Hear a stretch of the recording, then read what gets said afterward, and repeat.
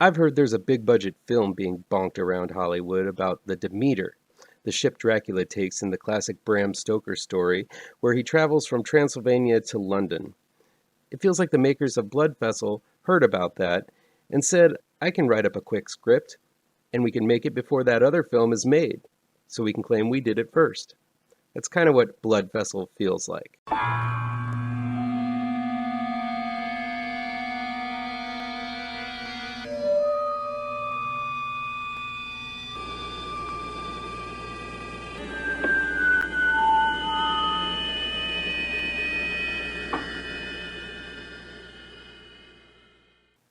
Welcome back to ML Miller Frights, a part of the Kings of Horror Network.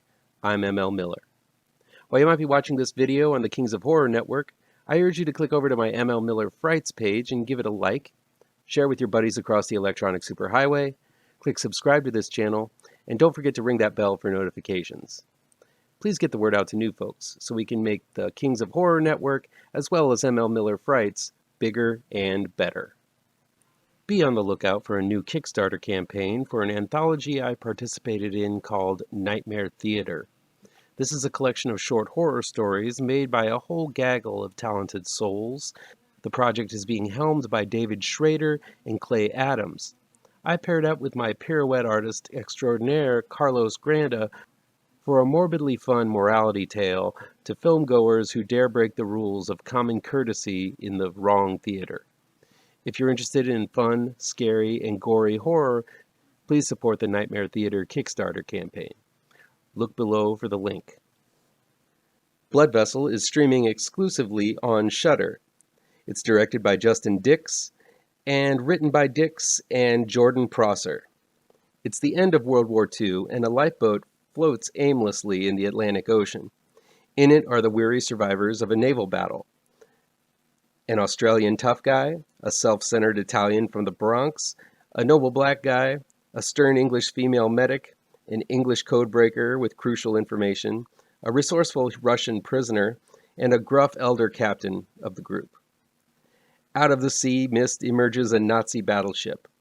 Once the crew boards, they find it to be a ghost ship with no passengers, crewmen, or anything. Further investigation find dead bodies, a cargo full of strange Nazi weapons, and a young child named Myra. What the survivors don't know is that among these strange Nazi artifacts are caskets containing vampires who have decimated the previous crew and look forward to doing the same to these new blood sacks who have boarded the vessel with hopes of salvation. Blood Vessel is not bad. I know it's not a sparkling comment that instills a lot of confidence, but it does do a lot right. The plot is always moving forward, leaving very little time for lulls or moments to look at your watch. The action is there, and it's aplenty. While this is a and then there were none scenario, it manages to stretch the intrigue of who lives and who lives a little longer to satisfying lengths.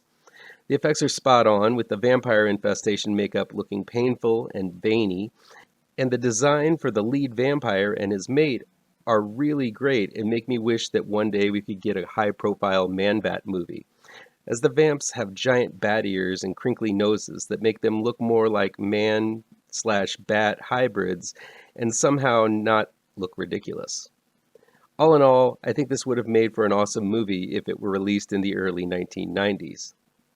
I say this because this film is riddled with action movie cliches we've seen in so many of the most influential horror, sci-fi, and action films of old. The composition of the cast is more like a setup to a bad joke. 3 Brits, an Italian from the Bronx, a black guy, an Aussie, and a Russian walk into a vampire bar. There's no realistic way a lifeboat this diverse would have come together. This only happens in movies, and that sort of breaking the fourth wall happens a lot in Blood Vessel. They don't talk to the camera, but you can see the boardroom discussion about having to add this and that from the political, cultural, and international grab bag to cast this group of survivors. Now let's throw in a Newt-like character to highlight the emotional disconnect of some soldiers and the kind hearts of others. It's simply one of those films that one might not predict who dies, but because of an early-in-the-game bite, it's pretty apparent who will be left. This type of writing makes for light, easy thinking watching, but not for anything groundbreaking or fresh. I don't resent the hour and a half Blood Vessel took from me. The guy who plays the Russian, played by Alex Cook, and the Australian, Wolf Creek's Nathan Phillips, were both solid action leads with characters stronger than most. It was a breezy little horror jaunt. No harm, no foul. It just could have been so much better with a few more passes on the script to make it less conventional and more suspenseful. See it for the strong practical effects from the Wicked of Oz team of special effects people. At least this one looked impressive. That'll be it for today. Please chime in the comments and let me know what you think of this video, how on the nose or mind-numbingly wrong I am, or you can counter with your own review. If you like this video, please pound that thumbs up button. Share this video with your social media addicted pals. If you're looking for written reviews, you can find them on mlmillerwrites.com. Don't forget, I have 2 new horror comic book trade paperbacks you should look for. Grave Trancers is out right now, and Pirouette, collecting never-before-published issues, will be out in November 18th in only the finest of comic book stores. And be sure to subscribe to this channel and ring that bell for alerts to be the first to see my future videos. Thank you so much for your time, and take care.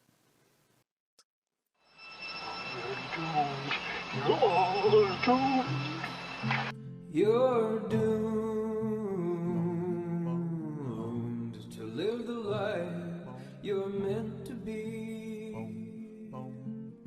stuck inside your reality. You're doomed. Oh, you're doomed. You're doomed. You're doomed. Live the life that you are meant to be. Live inside that